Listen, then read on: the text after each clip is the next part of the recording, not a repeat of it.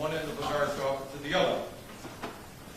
And before I begin, let me thank the over 60 national organizations who are supporting this legislation.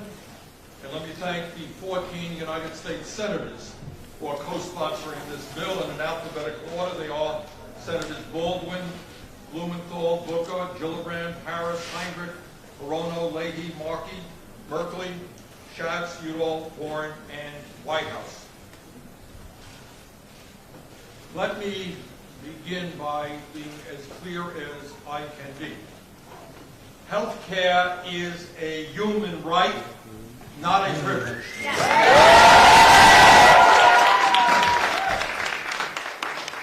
Together, we are going to end the international embarrassment of the United States of America, our great country, being the only major nation on earth not to guarantee health care to all as a right. That is going to end.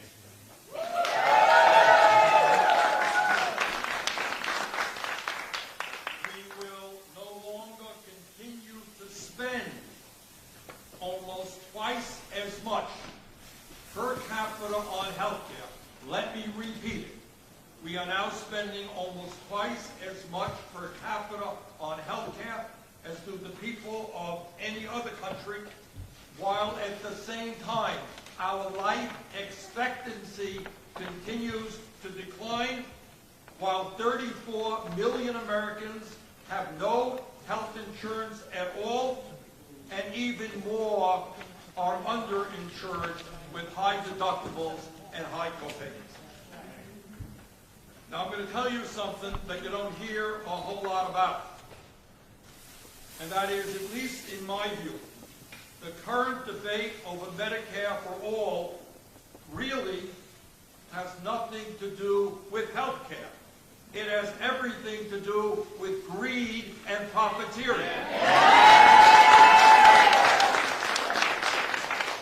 It is about whether we a dysfunctional system which allows the top 5 health insurance companies to make over $20 billion in profits last year, and the top 65 CEOs in the industry to make $1.7 billion in compensation. It is about whether we maintain a system in which the CEO of Aetna, one of the large insurance companies in our country, Mr. Mark Berlini, received a golden parachute worth nearly $500 million after his company merged with CVS Health. 34 million Americans have no health insurance. Many more are underinsured. And one insurance company executive pockets almost $500 million for a merger which will only drive health care costs higher. Please do not tell us that this is a rational health care system.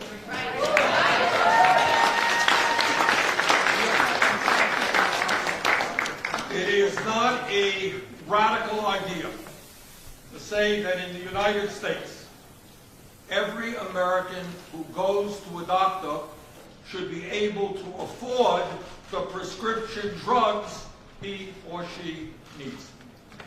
We should not tolerate a system which allows the top 10 drug companies to make $69 billion in profits last year, while at the same time, and this is really unbelievable, 1 out of 5 Americans who get a prescription from their doctor cannot even afford to fill that prescription. How crazy is that?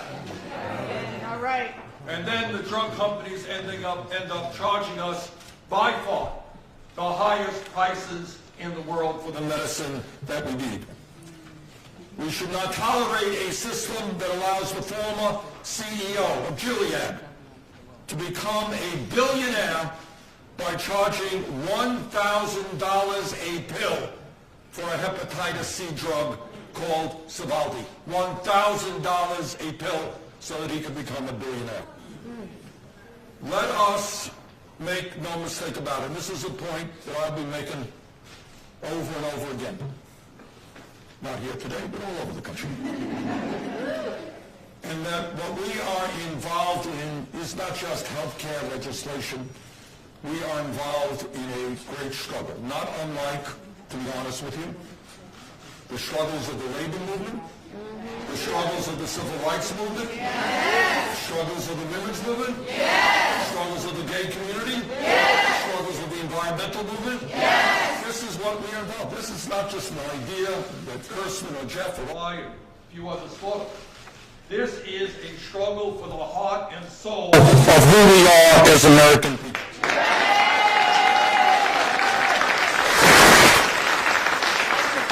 This struggle will be opposed, let us be clear about it, by some of the most powerful forces in the United States, entities that have unlimited amounts of money to throw against us.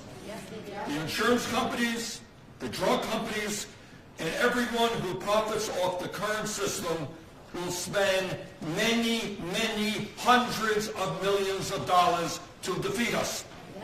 They will run endless 30-second television ads telling you all how terrible we are.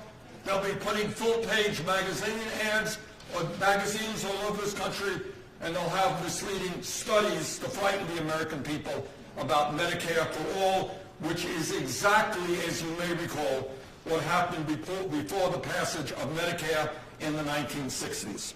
Yes.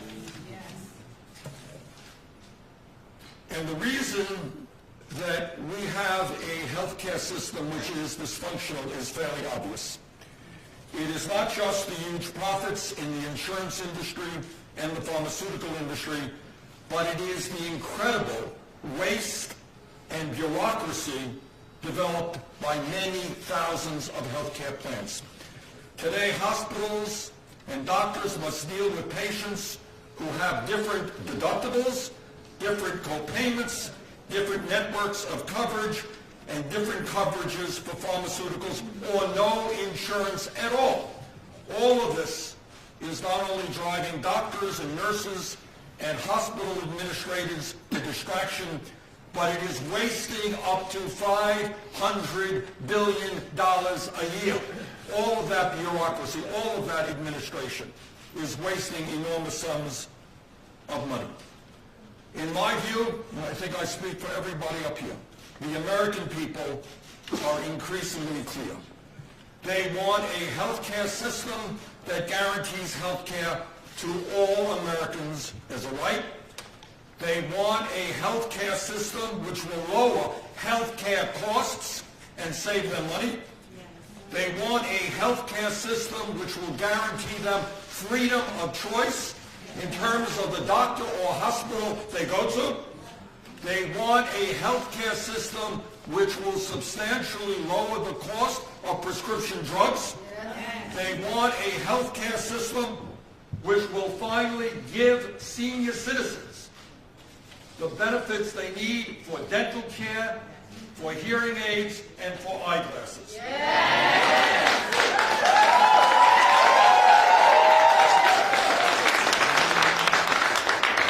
Brothers and sisters, in other words, the American people want, and we are going to deliver, a Medicare for All single-payer system. Thank you.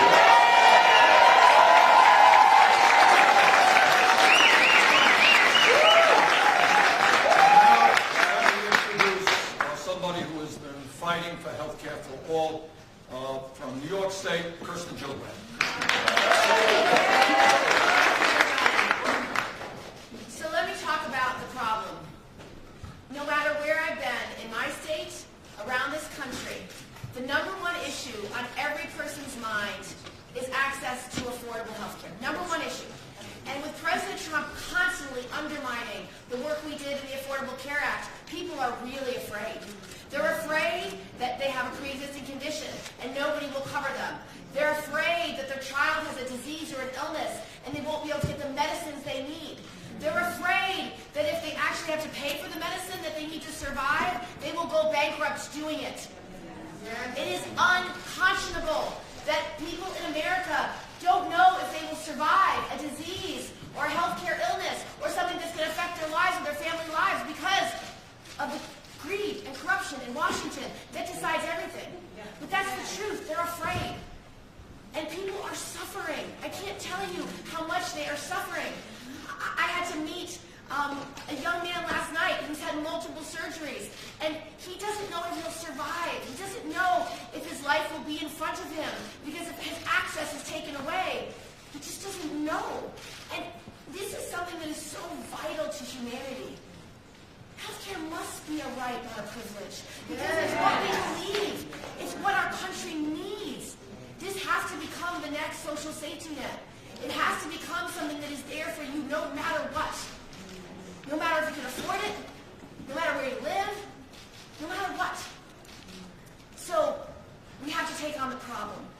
Now, Bernie mentioned the problem. The problem is greed and corruption. The problem is how everything works here in Washington. Do you know why Medicare can't buy in bulk to get the cheapest prices? Well, it was a sweetheart deal made by Congress and the drug companies in the dead of night when we passed Medicare Part D under George W. Bush. That's how laws are written.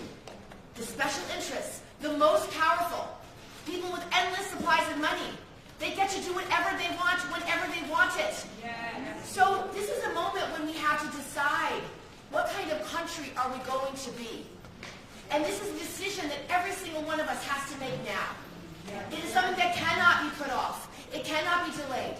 We have to say, will we fight for this democracy? Will we take back this democracy?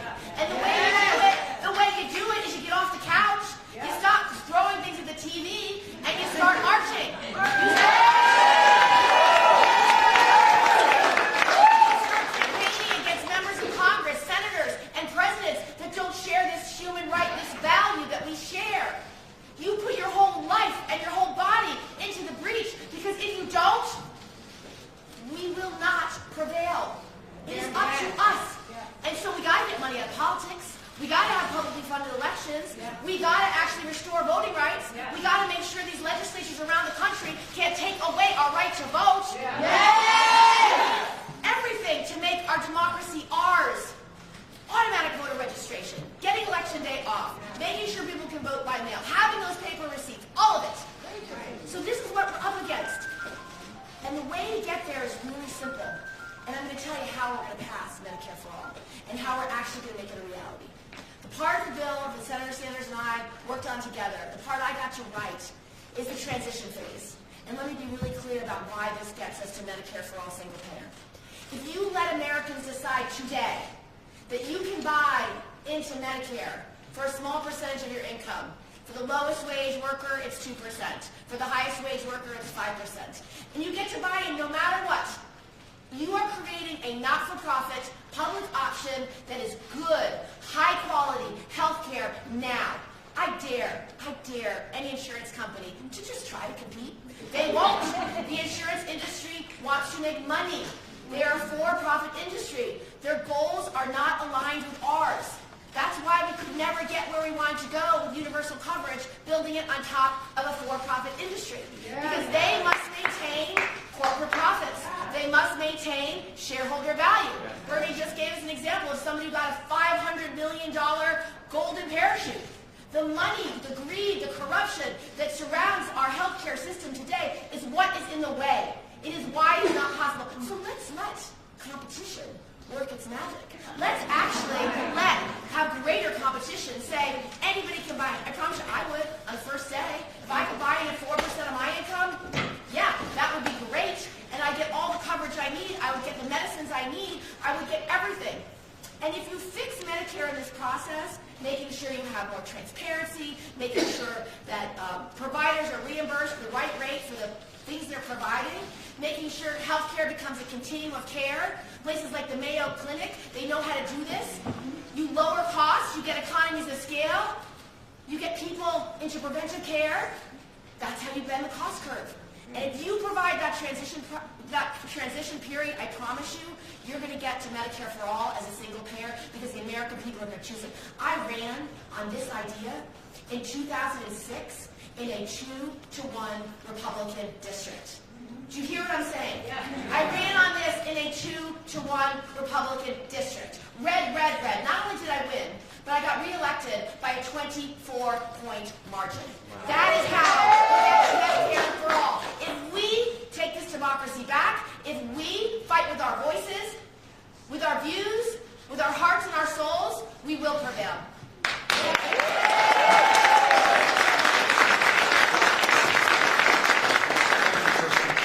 Jeff Berkeley has been a fighter for Medicare for All for many years. Jeff?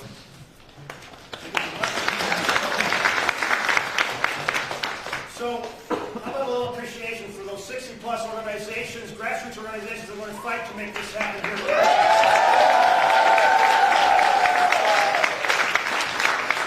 So I have some questions for you all. Should healthcare be about profits or people? People! Are you angry and frustrated with the system with enormous complexity? Yes! Are you frustrated by the enormous price gouging in the medical drug industry? Yes! Are you ready for a simple, seamless Medicare for All plan for all of America? Yes! Well, I'm so glad to hear it. I can tell you this, as I go around all of my town halls in Oregon, and I have 36 counties, 22 very red counties to build on what Kirsten was saying, they are frustrated with the complexity in America. You earn a little bit more money, you're kicked off of the Oregon Health Plan, that is Medicaid. And then what do? You have an employer who says, now I'm not going to cover your children. How do you get your children covered? Another employer says, I'm not going to cover your spouse. How does your spouse get covered? You're always in transition. Employer changes health care plans, and now you have to get a different doctor. It's the most complicated system in the world. How about a simple, seamless plan for all? And then we look at the enormous cost of it. We pay twice as much and get less health outcomes for Americans. How about we pay less in other countries and get more outcomes? Well, I hear people come into my town halls and say, I have a simple inhaler. I pay $100 here. It costs $4 in Europe. Why is that? I have a cholesterol drug. It costs 5 times in America what it costs overseas. Why is that? I have a diabetes drug that costs 10 times as much, even though insulin's been around forever. Why is that? Yeah. It's the profit in the medical drug system. That's why we need to have a plan where we negotiate the price of drugs so we can have better. We spend a lot more on research here in America than the Canadians do, the Europeans do, the Japanese do. Shouldn't we get the best deal in the world, not the worst deal in the world? So now we have to make it happen. And we're up against this enormous, enormous amount of money that's going to try to mislead people. They're going to use the gerrymandering and the voter suppression and the dark money. Our Supreme Court's been right at the center of this dysfunction, this corruption of our constitutional we the people vision. You know, I love those first 3 words of our Constitution. I love Jefferson talking about distributed power. He says the only way, he called it equal voice.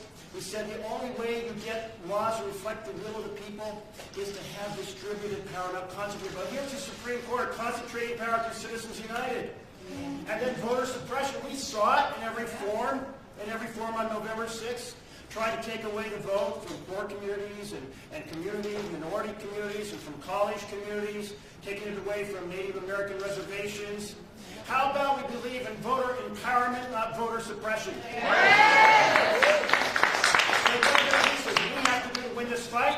We have to pass the For the People Act that will take on gerrymandering and voter suppression.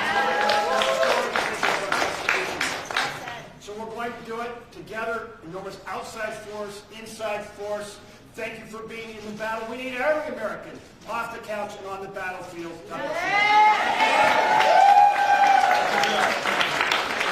Now we're going to hear from some very special guests who are involved in the struggle, not only politically, but in their work every single day, who understand what a dysfunctional healthcare system means for the patients that they deal with. Let's begin with Renelsa Cordil, who is a registered nurse in the Cardiac Procedures Lab at Washington Hospital Center here in D.C., and she is a member of National Nurses United.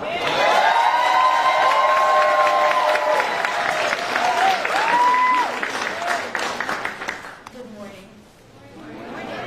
My name is Renelsa Claudel. I'm a cardiac registered nurse. I work at the hospital center here in the district, and I'm a proud member of National Nurses United. Becoming a registered nurse was one of the most important decisions in my life because it gave me the privilege of being able to provide a healing hand to my patients that are hurting, are in pain, and that are the most vulnerable. But it's becoming harder every day to provide the care my patients need. I recently had a patient who had been unemployed for 9 months. His health insurance had been tied to his employment. Therefore, he lost his health insurance when he lost his job. As a result, he could not afford to get care and medications he needed for his high blood pressure and diabetes. By the time he got a new job and had health insurance, his heart had begun to fail. As a result, this patient is experiencing new onset heart failure that would have been presented if he had gotten the care he needed. I recently had another patient with a serious heart problem. This patient has suffered an earlier heart attack brought on by severe stress. When she presented at the hospital with concerning symptoms, the doctor recommended that we take a CT scan to assess changes in her heart health. He did not want to do a heart catheterization, a more invasive procedure, unless the CT scan showed that it was necessary. I took the patient down to get her CT scan. In the middle of the procedure, we received a call telling us that we did not have authorization to conduct this procedure because the insurance company would not pay for it.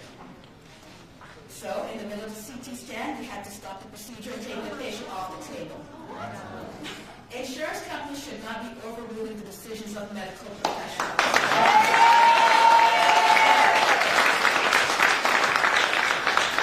They should not have the authority to prevent patients from getting the care that they need.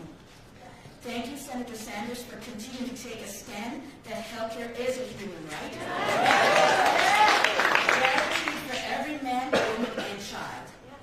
Every day at hospitals and clinics around this country, bedside nurses care for patients who have delayed care because of lack of insurance or because of high deductibles and copays. We need to take insurance companies out of the equation and enact a single-payer Medicare For All system. To me and other registered nurses across the country, it is immoral that anyone profits from another person's needs for health care, and it's disgusting to me that profit can come from denying care. The way to stop this is by passing Medicare For All single-payer legislation. And I'm here to tell you that nurses across the country are going to fight for it. Thank you.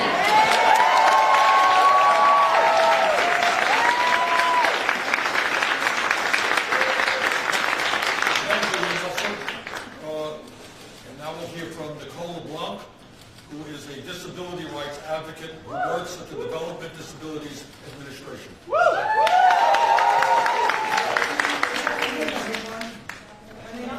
I live in Silver Spring.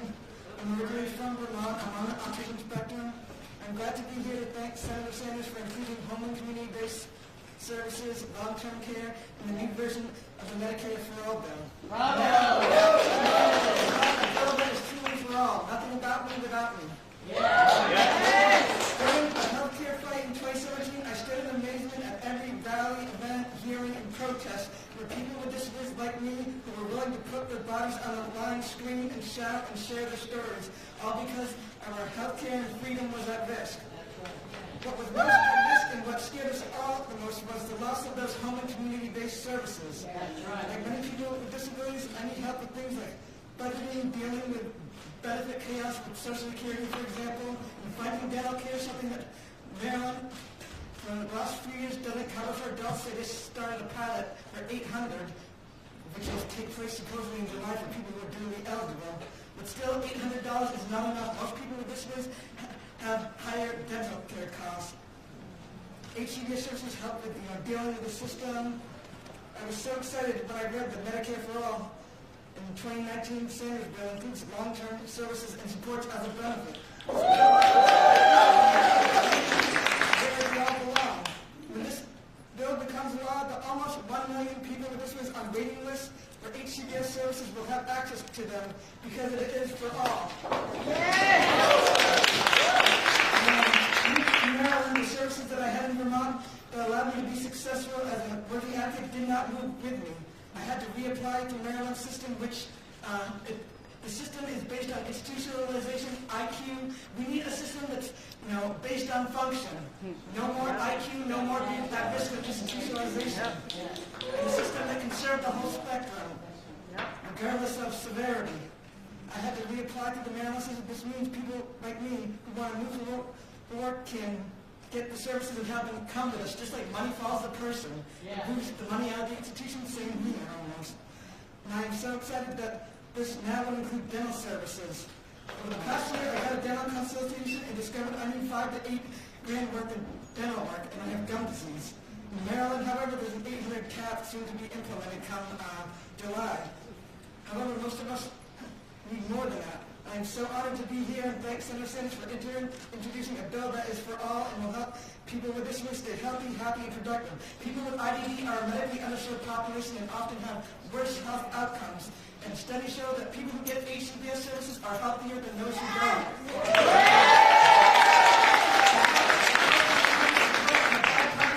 And make long-term care accessible for all people with autism and other disabilities. Community-based long-term services is something that affects everyone, regardless of political party. I call on Congress to get Medicare for All passed in a bipartisan fashion now. Long-term care is a human right. And basically, if we all live long enough, we'll all join the disability club.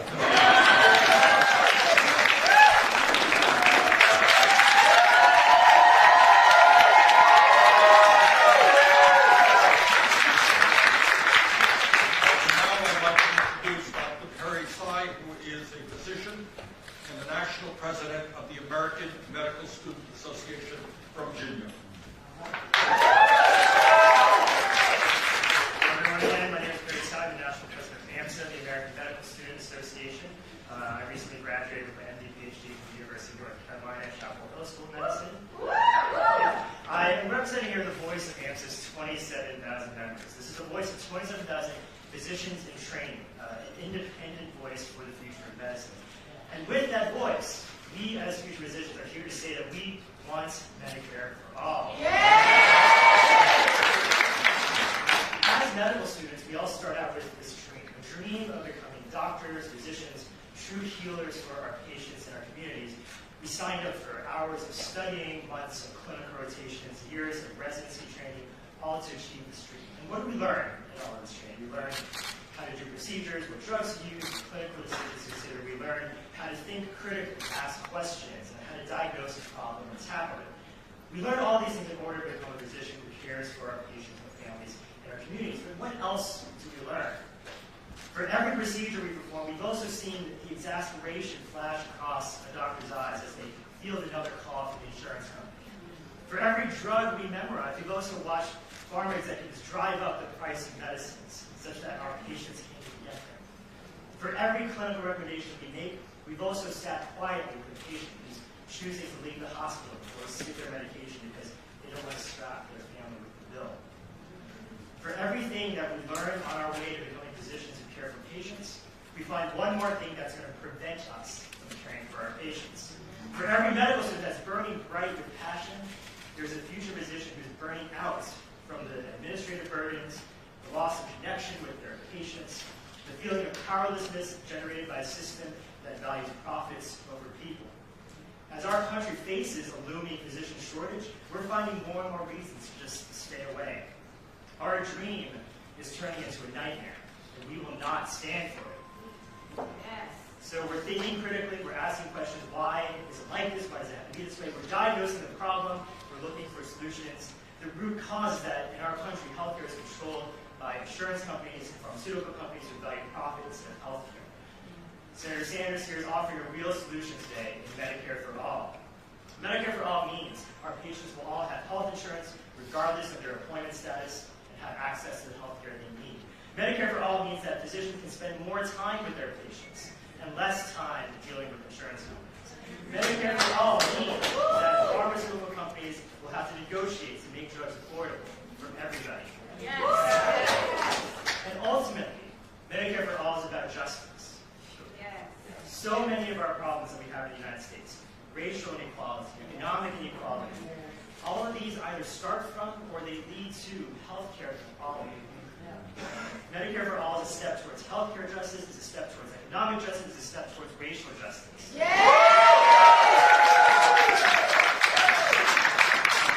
AMSA believe that healthcare is a human right, and we at AMSA envision a more just world where we can fulfill our dreams and become physicians providing that healthcare. That's why we need healthcare for all. That's why we need Medicare for all. Thank you.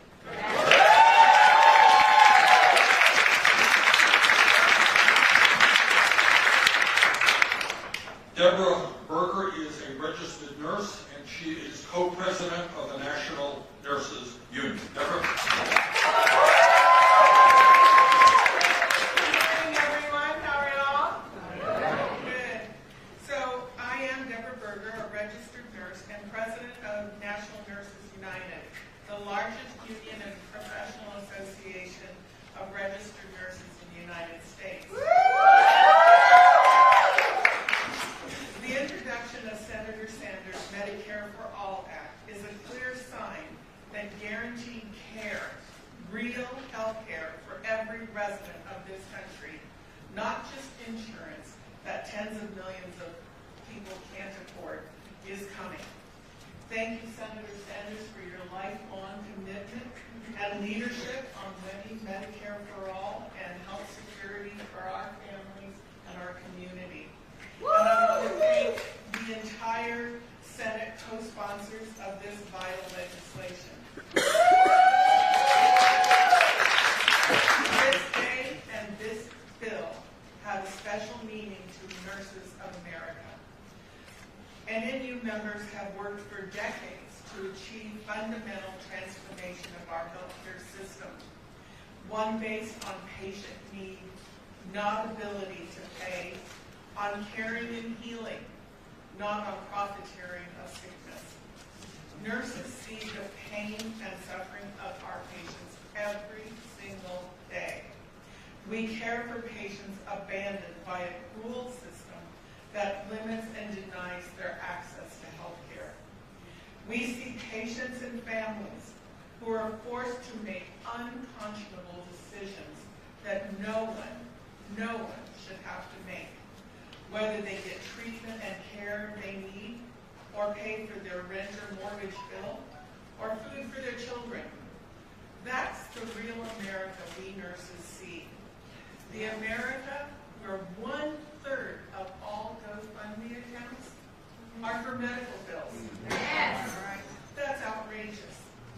Last year alone, Americans had to borrow $88 billion to pay for health care.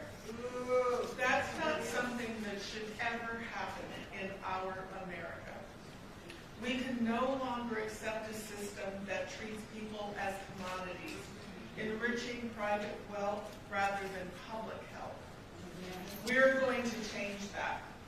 Other countries with sane, humane healthcare systems, such as proposed in the Medicare For All Act, have demonstrated there is an alternative. The U.S. spends almost 3 times the average of other industrialized countries on health care. Yet, we fall far behind on critical areas such as life expectancy, maternal and infant mortality, deaths from preventable diseases or complications, and disparities based on race, gender, and income. It's going to be up to all of us to make Medicare for All a reality. NNU is working with nurses and healthcare activists every day, talking to voters across the country. We have organized tens of thousands of volunteers who are making phone calls, knocking on doors, and going out into their neighborhoods and communities. They and we are working to build a grassroots movement that will pass Medicare for All. Yes! No matter how much the insurance companies or the pharmaceuticals stand in our way, we are going to win Medicare. Yes! Just as it took millions to abolish slavery, to win the vote for women, to ban child labor, and to end racial segregation laws. Make no mistake, we are going to win this too. Thank you all.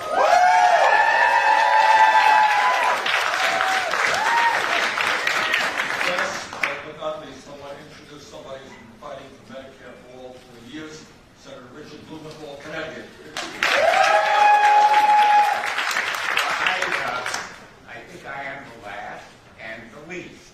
And I say that without any false modesty, because following such eloquence from a nurse and a doctor is even better than following Bernie Sanders. But I was proud to stand with Bernie Sanders when he introduced this measure. I was proud to stand with my Senate colleagues, and I am prouder than ever today to stand with you.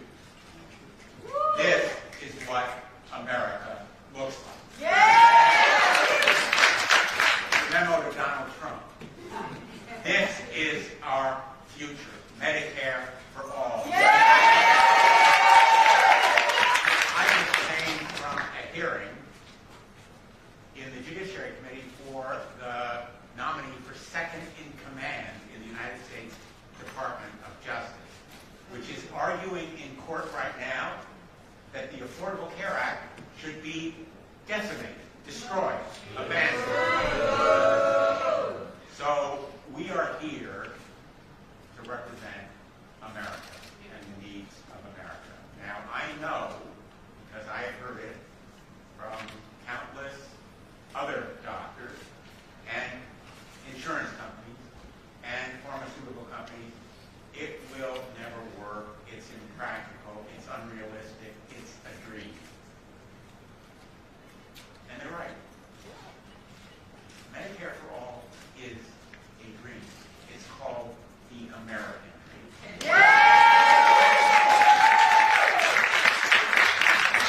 The American dream is real for many Americans who can afford high-priced health insurance and high-priced pharmaceutical drugs and high-priced doctor care.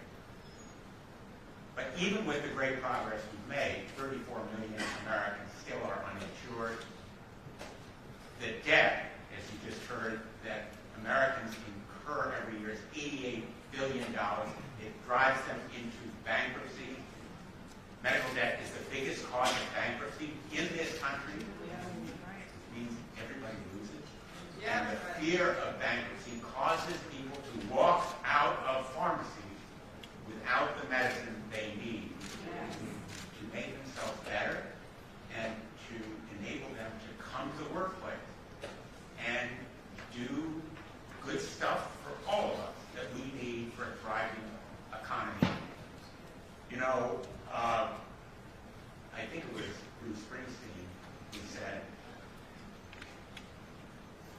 nobody wins unless we all win.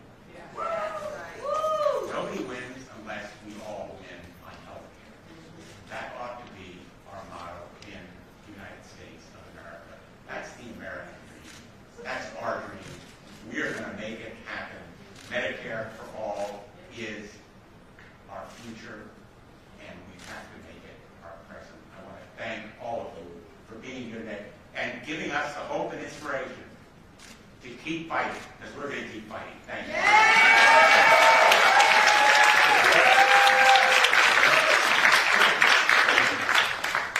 think you heard from everybody, and the message is the same. Together, from coast to coast, we're going to roll up our sleeves. We're going to take on the insurance companies. We're going to take on the drug companies. And we are going to fulfill, as Senator Blumenthal said, the American dream. And the dream is that every American, no matter what your income, no matter where you live, is entitled to health care as a human right, not a privilege.